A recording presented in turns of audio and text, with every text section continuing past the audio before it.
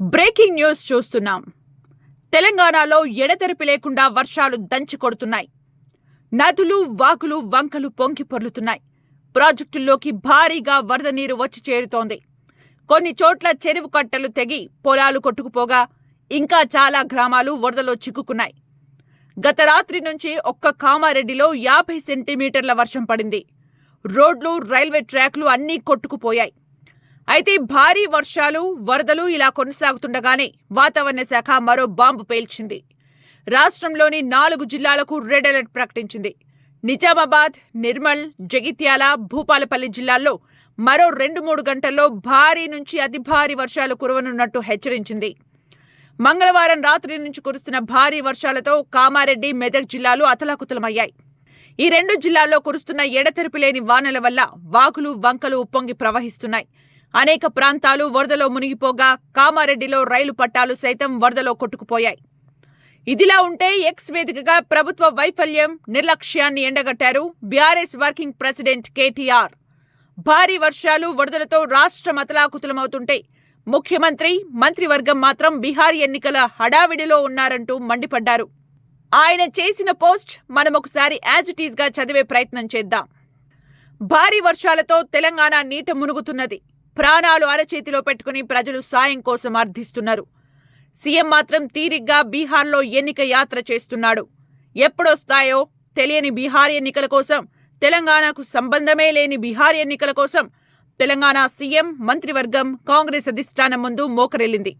అధిష్టానం ఆశీస్సులతో పదవులు కాపాడుకుని ఖజానా కొల్లగొట్టే ధ్యాస తప్పితే 6 గ్యారంటీలు, 420 హామీల అమలు గురించి ఈ కాంగ్రెస్ ప్రభుత్వానికి సోయలేదు.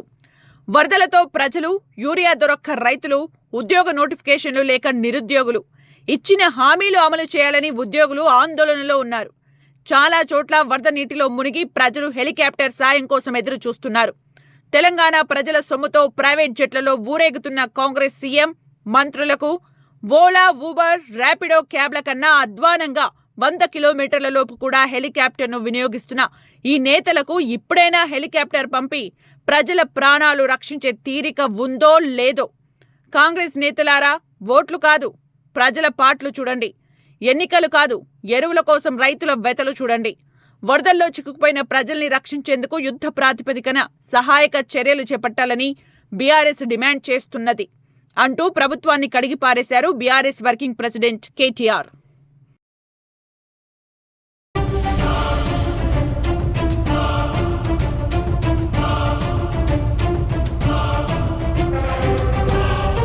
అయితే కేటీఆర్ వ్యాఖ్యలపై స్పందించారు డిప్యూటీ సీఎం భట్టి విక్రమార్క. భారీ వర్షాలు, వరదలపై రాష్ట్ర ప్రభుత్వం అప్రమత్తంగా ఉందని అన్నారు. ఎప్పటికప్పుడు ముఖ్యమంత్రి పర్యవేక్షణ చేస్తున్నారని అన్నారు. సీఎం, మంత్రులు అనుక్షణం అప్రమత్తంగా ఉన్నామని చెప్పుకొచ్చారు. ప్రతిపక్ష నాయకులు కేటీఆర్ అవగాహన లేకుండా ఇష్టం వచ్చినట్టు మాట్లాడితే ఎలా అని ఆగ్రహం వ్యక్తం చేశారు. ప్రతి క్షణం తాము ప్రజల కోసమే పనిచేస్తున్నామని, నిమిషానికి పరిస్థితిని అధికారుల ద్వారా సీఎం ఆరా తీస్తున్నారని అన్నారు డిప్యూటీ సీఎం భట్టి విక్రమార్క. మేము నిన్ననే బీహార్ వెళ్లి వచ్చేశామని చెప్పుకొచ్చారు. వర్షాలు పడుతున్న అన్ని జిల్లాల అధికార యంత్రాంగాన్ని ముఖ్యమంత్రి అప్రమత్తం చేశారని చెబుతూ మా సీఎం ఏమైనా నిద్రపోతున్నారా అంటూ ఆగ్రహం వ్యక్తం చేశారు. ప్రకృతి వైపరీత్యాలు వచ్చినప్పుడు వాళ్లలాగా మేము ఇంట్లో కూర్చోలేదని, చిన్న జిల్లాల ఇన్ఛార్జీలు, మంత్రులు ఎప్పటికప్పుడు పరిస్థితుల్ని సమీక్షిస్తూ అవసరమైన సూచనలు చేస్తున్నారని అన్నారు భట్టి. పోత వానలు, భారీ వరదల వేళ 2 కీలక నాయకుల మాటలు హీట్ను పెంచుతున్నాయి. ప్రభుత్వ వైఫల్యాలపై కేటీఆర్ నిలదీస్తుంటే మేమద్భుతంగా పనిచేస్తున్నామని డిప్యూటీ సీఎం భట్టి విక్రమార్క చెబుతున్నారు.